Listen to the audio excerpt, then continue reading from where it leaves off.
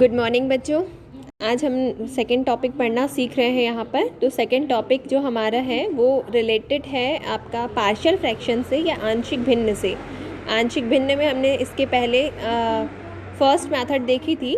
तो first method हमने किस चीज़ की देखी थी कि किसी भी फ्रैक्शन को पार्शियल फ्रैक्शन में कैसे कन्वर्ट करना है, उसकी हमारे पास 3 मेथड्स हैं। तो यहाँ पर आप जो पढ़ रहे हैं वो सेकंड मेथड है। तो सेकंड मेथड कहती है कि जब हर में एक घातीय गुणनखंड उपस्थित हो, जब हर में एक घातीय गुणनखंड हो तथा उसकी पुनरावृत्ति हो, when the denominator is repeated linear factors. मतलब एक घातीय गुणनखंड तो है लेकिन उसकी क्या होना चाहिए, पुनरावृत्ति होना चाहिए, मतलब वो रिपीटेड होना चाहिए। फॉर एग्जाम्पल हम देखें कि एक फ्रैक्शन हमने लिया जिसमें कि हमारे पास 2 फैक्टर हैं, x-1 x-2। फिर हमने एक और ले लिया x-1 और दूसरा हमने लिया x-2 का होल स्क्वायर। तो यहाँ पर और सेकंड वाले में कंपैरिजन करें तो हमको मिलेगा कि जो फर्स्ट फॉर्म है वहाँ पर केवल लीनियर फैक्टर्स दिए हुए हैं, यानी कि एक घातीय गुणनखंड दिए हैं। लेकिन जो सेकंड वाला फॉर्मेट है उसमें हमको एक घातीय गुणनखंड के साथ ऐसा गुणनखंड दिया है जिसका रिपीटेशन हो रहा है, मतलब जो 2 बार है, 3 बार है, 4 बार है, ऐसा हो सकता है। लेकिन जनरली आपको 2 या 3 के फॉर्मेट में ही क्वेश्चन मिलेंगे। तो जब हर में एक घातीय गुणनखंड की पुनरावृत्ति हो मतलब 1/x-1 और x-2 का होल स्क्वायर, या फिर एक और फॉर्मेट हो सकता है x-1 का होल स्क्वायर x-2। ठीक है, तो हर में रेखीय गुणनखंड है या लीनियर फैक्टर है, उसका रिपीटेशन यहाँ पर पॉसिबल है, दिया हुआ है, और उसको हमको इस फॉर्म को कन्वर्ट करना है किसमें, पार्शियल फ्रैक्शन में। हमने इसके पहले क्या देखा था कि ऐसे भिन्न या ऐसे फ्रैक्शन को हमने पार्शियल फ्रैक्शन में कन्वर्ट किया था जिसमें केवल एक घातीय गुणनखंड थे। तो हम यहाँ पर ध्यान दें कि हमारे पास लीनियर फैक्टर तो है, लेकिन कैसे लीनियर फैक्टर है, जिसका रिपीटेशन हुआ है। तो हम एक एग्जाम्पल के थ्रू इसको समझेंगे। एग्जाम्पल फर्स्ट अपन लेते हैं। फर्स्ट एग्जाम्पल में देखिए,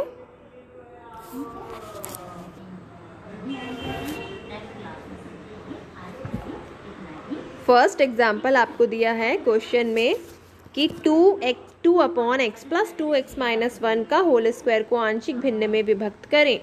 तो आंशिक भिन्न में विभक्त करने के लिए हम इसको देखेंगे कि ये कौन से फॉर्मेट में है। तो हमने बोला कि ये कौन से फॉर्मेट में है, ये सेकंड फॉर्मेट में है। सेकंड फॉर्मेट क्या कहता है कि जब हर में एक घातीय गुणनखंड हो तथा उसकी पुनरावृत्ति हुई हो यानी रिपीटेशन हुआ हो।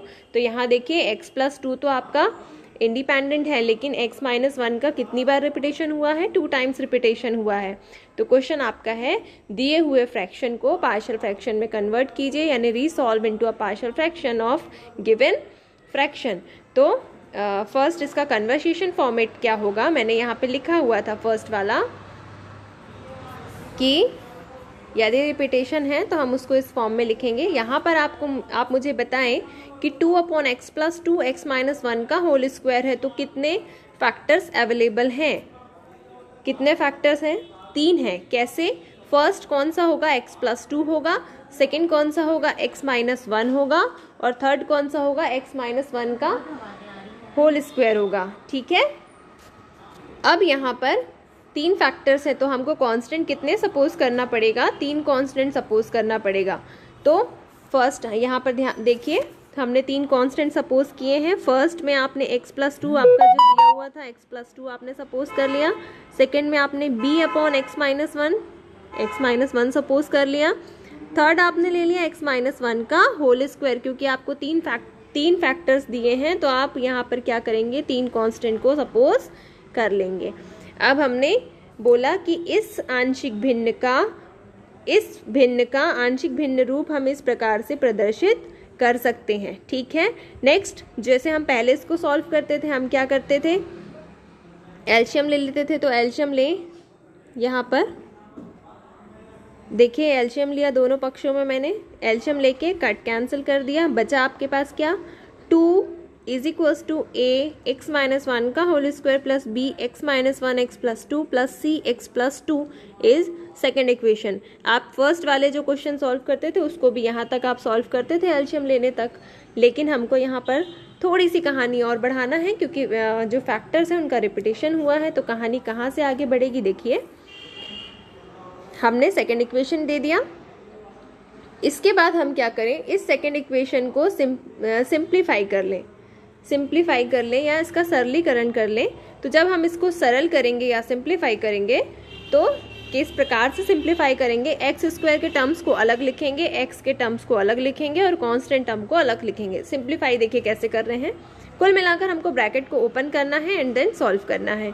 तो आपने 2 एज इट इज रखा, ए एक्स माइनस वन का whole square A minus B whole square formula apply कर दिया तो क्या हो जाएगा, A square plus B square minus 2ab। Again multiply करें यहाँ पर X minus one X plus two का तो आपको ये मिल जाएगा। और थर्ड में आप सी एक्स प्लस 2c सीधे गुणा कर दें। फिर हम देखें थर्ड स्टेप में हमने क्या किया, आपने मल्टीप्लाई ब्रैकेट ओपन करके मल्टीप्लाई कर दिया। अब इसको सॉल्व कर लिया। सॉल्व करने के बाद हम यहाँ देखें तो हमको 2x स्क्वायर के टर्म्स मिल रहे हैं, A X square plus B X square. तो हम क्या करें, दोनों एक्स स्क्वायर को कॉमन ले लें। तो a प्लस बी कॉमन क्या लिया हमने, एक्स स्क्वायर कॉमन ले लिया एंड देन हम लगा दें प्लस। फिर हम एक्स स्क्वायर वाले टर्म्स अलग कर लिए। अब हम क्या करें, एक्स के टर्म्स को अलग कर लें। तो एक्स वाला फर्स्ट टर्म क्या मिल रहा है, देखो माइनस 4ax, सेकेंड मिल रहा है bx और थर्ड मिल रहा है cx। तो हम यहाँ पर तीनों टर्म को अलग कर लें। इन तीनों में क्या कॉमन था, x कॉमन था तो x हमने लिख दिया। फिर जो हमको बाकी बचा कुचा क्या था, a मिला, माइनस 2b मिला और 2c मिला। बचा कुचा इसलिए बोल रहे हैं क्योंकि इसके साथ कोई भी कोफिशिएंट, कोई भी x और y अवेलेबल नहीं है, तो ये क्या हो जाएंगे, कांस्टेंट टर्म हो जाएंगे।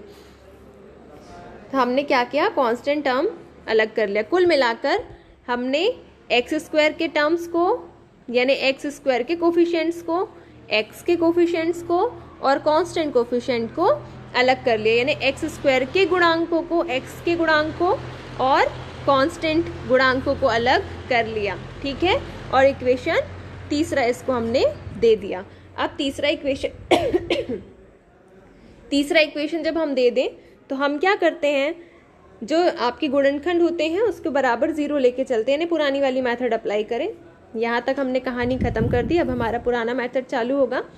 चूंकि x प्लस 2 इसका एक फैक्टर है, यानी x plus 2 is a given factor of given equation, then x equals to कितना आएगा आपका, -2 आएगा, जो हम पहले मेथड कर रहे थे। देखो सिंपल फैक्टर यहाँ पे दिए हुए थे, देखो फिर से ध्यान से। पहला स्वतंत्र गुणनखंड क्या था, x प्लस 2 था, तो हमने x प्लस 2 मान लिया बराबर 0। तो x बराबर कितना मिलेगा, -2। x बराबर -2 कौन से समीकरण में रखते थे हम, दूसरे समीकरण में। तो दूसरे में रखेंगे तो कितना आ जाएगा, कितना आएगा, एक बार देखो, दूसरे समीकरण में रख रहे हैं। दूसरा इक्वेशन आपको दिखा होगा यहाँ पर, ये देखो दिख रहा है। दूसरे में हम मान रख रहे हैं, रखते चले। 2 इज इक्वल्स टू 2, यहाँ पर हम 2 रखेंगे तो 2 - 1 कितना आ जाएगा। फिर हम यहाँ पर कितना रखें, -2, यहाँ पर हम -2 रखेंगे बच्चा, तो ये पूरा कितना हो जाएगा, 0। ऐसे ही हम यहाँ पर भी -2 रखेंगे तो ये कितना हो जाएगा, 0। तो कितना मिलेगा, a का मान कितना मिलेगा आपको, फाइनली 2 मिलेगा, ठीक है। नेक्स्ट हम देख लें।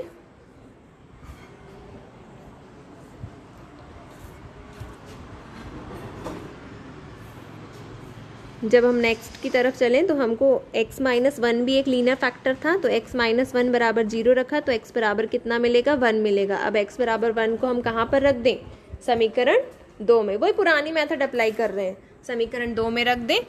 तो 2 में रखने पर हमको क्या मिलेगा, x बराबर 1 रखें तो कितना मिलेगा, जहाँ पर -1 वाले फैक्टर्स है वो पूरे 0 हो जाएंगे। आप रख के देखिएगा इसको। c का मान मिल गया 2/3। अब हम क्या कर रहे हैं, देखो यहाँ पर हमको a और c का मान तो मिल गया, लेकिन हमको b का मान नहीं मिला और कोई भी हमारे पास लीनियर फैक्टर अवेलेबल नहीं है। अब हमारे पास जो अगला फैक्टर है वो कितना बचा है, x माइनस 1 का होल स्क्वायर बचा है, क्योंकि हमने x प्लस 2 को भी यूज़ कर लिया था और x माइनस 1 को भी यूज़ कर लिया, लेकिन अब हमारे पास जो थर्ड बचा है वो कितना बचा है, x माइनस 1 का होल स्क्वायर बचा है। तो x माइनस 1 का होल स्क्वायर तो हम ले नहीं सकते इक्वल टू 0 में, तो हम क्या करेंगे, a और c के मान तो ज्ञात हो गए, मिल गए, लेकिन हमको b का वैल्यू और फाइंड आउट करना है। तो b का वैल्यू फाइंड आउट करने के लिए हम क्या करेंगे, समीकरण 2 को हल करेंगे। तो समीकरण 2 को हमने पहले ही हल कर लिया है, ठीक है। अभी हमने जो आपको बताया ना समीकरण 2 कैसे हल करना है, ब्रैकेट ओपन करके उसको सिंप्लीफाई करना है, हमने हल कर लिया। अब आप समीकरण 3 देखेंगे। चलो समीकरण 3 एक बार देख लेते हैं। समीकरण 3 हम एक बार देखें तो आप यहाँ पर ध्यान दीजिए कि जो समीकरण 3 होगा उसमें हम क्या करें, सबसे पहला स्टेप एक्स स्क्वायर के गुणांकों की तुलना कर लें। हम क्या करें, एक्स स्क्वायर के कोफिशिएंट्स की तुलना कर लें। एक्स स्क्वायर के गुणांक मतलब क्या होता है, जो भी एक्स स्क्वायर के साथ दिया हुआ है। तो यहाँ पर एक्स स्क्वायर के साथ क्या दिया है, a प्लस बी दिया है, और राइट साइड में एक्स स्क्वायर का गुणांक दिया है क्या भाई, नहीं दिया। तो हम कितना मान के चले, 0 मान के चलें। तो हम यदि एक्स स्क्वायर के गुणांकों की तुलना करें या कोफिशिएंट्स का कंपैरिजन करेंगे तो हमको कितना मिलेगा, a प्लस बी बराबर 0 मिलेगा। और a का मान हमारे पास कितना था, 2 था। b का मान हमको नहीं मालूम, वही तो हमको निकालना है। तो b इतना बराबर 0 ले लिया।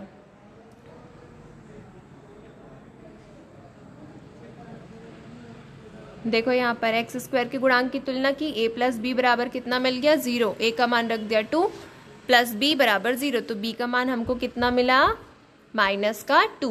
a, b और c तीनों के मान मिल गए। तीनों के मान उठाकर कहाँ रखते हैं, समीकरण 1 में रखते हैं। तो समीकरण 1 में तीनों के मान रखने पर हमको फाइनल आंसर मिलेगा, ठीक है। हमको कुछ नहीं करना है इस क्वेश्चन में, कुल मिलाकर हमको इसका फॉर्मेट देखना है। हमने फॉर्मेट देखा, किस रूप में मिला हमको इसका फॉर्मेट, रेखीय गुणनखंडों की पुनरावृत्ति के रूप में मिला। पुनरावृत्ति हुई थी, हमने इसको इस फॉर्म में कन्वर्ट कर दिया, और जैसे हम पहले सॉल्व कर रहे थे वैसे ही सॉल्व करते चलना है। केवल कहानी कहाँ पर आके अटकेगी, एक कांस्टेंट का, कोई भी एक कांस्टेंट का मान आपको नहीं मिलेगा। तो आपको क्या करना है, समीकरण 2 को और सरल कर लेना है, हमने जैसे यहाँ पर किया हुआ है। और एक्स स्क्वायर के गुणांक की तुलना कर लो, उससे भी नहीं मिलता तो x के गुणांक की तुलना कर लो। वैसे जनरली जो क्वेश्चंस आते हैं एक्स स्क्वायर के गुणांकों की तुलना करने पर आंसर आपको मिल जाता है, ठीक है। तो ये हो गया इसका फर्स्ट पार्ट और ये हो गया इसका सेकेंड पार्ट। फाइनल आंसर भी मैंने यहाँ पे लिखा हुआ है, जैसे हम सॉल्व कर रहे थे बस वैसे ही हमको इसको सॉल्व करते चलना है। सिर्फ एक चीज़ ध्यान रखें, समीकरण 2 को एक बार और हल करना है, यानी सरल करना है। वहाँ से एक्स स्क्वायर के मान, एक्स के मान यानी एक्स स्क्वायर के गुणांक, एक्स के गुणांक और कांस्टेंट कोफिशिएंट को अलग करते चलना है, ठीक है। चलिए, थैंक यू।